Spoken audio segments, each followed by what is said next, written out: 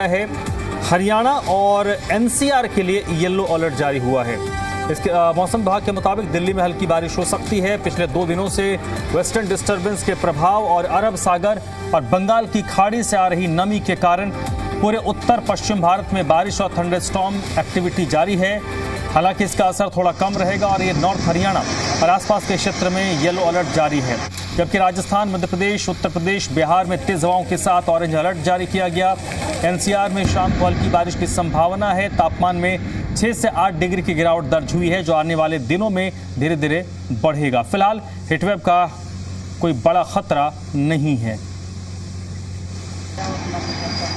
देश के अलग अलग राज्यों में लगातार मौसम में फेरबदल देखने को मिल रहा है। जहां वेस्टर्न डिस्टर्बेंस के कारण कई जगहों पे हम बारिश के लिए भी अलर्ट है, तो वहीं पे एल नीनो भी ऑनसेट हो चुका है। इसी पे हम बात करेंगे। हमारे साथ मौसम वैज्ञानिक डॉक्टर नरेश हैं। सर, सबसे पहले तो हम बात करें किस तरीके के कंडीशंस अभी हैं बने हुए हैं, क्योंकि लगातार हम देख रहे हैं मौसम में फेरबदल हो रहा है। वहीं पर कुछ राज्यों में अलर्ट भी जारी किया गया है। बेसिकली पिछले 2 दिनों से एक वेस्टर्न डिस्टर्बेंस के प्रभाव से लगातार पूरा नॉर्थ वेस्ट इंडिया में रेनफॉल, थंडरस्टॉर्म एक्टिविटी हो रही है।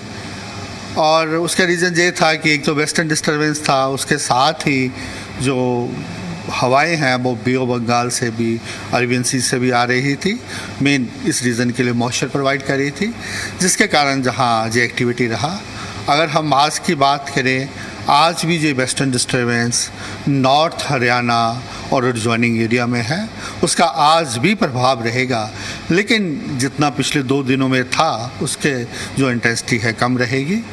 और जिसके लिए हमारा, अगर आप जब मैप के ज़रिए देखेंगे तो कल तक ये रीजन में हमारा ऑरेंज अलर्ट था, आज येलो अलर्ट है।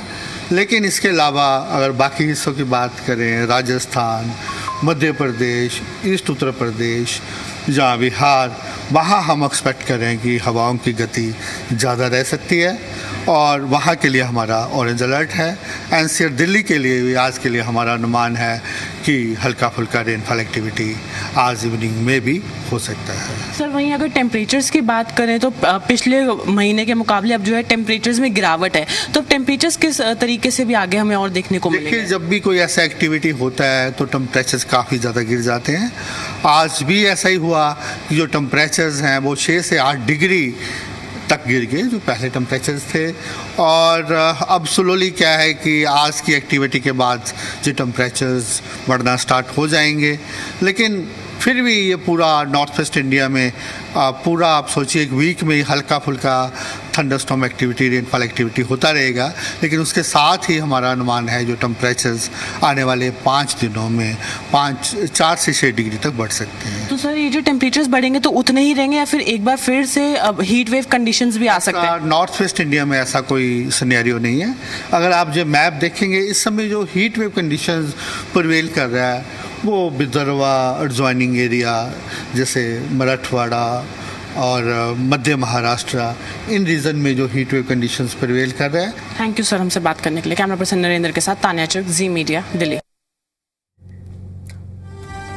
तो देश भर में मौसम में ये बड़ा बदलाव देखा जा रहा है। जे&के हो, हिमाचल प्रदेश हो, पंजाब हो या हरियाणा हो, इन इलाकों में मौसम विभाग की तरफ से अलर्ट जारी किया गया है। राजस्थान और गुजरात में भी अलर्ट जारी किया गया है। देश भर में ये बदलाव देखा जा रहा है। इस अलर्ट में कहीं पर ऑरेंज अलर्ट तो कहीं पर येलो अलर्ट जारी किया गया है।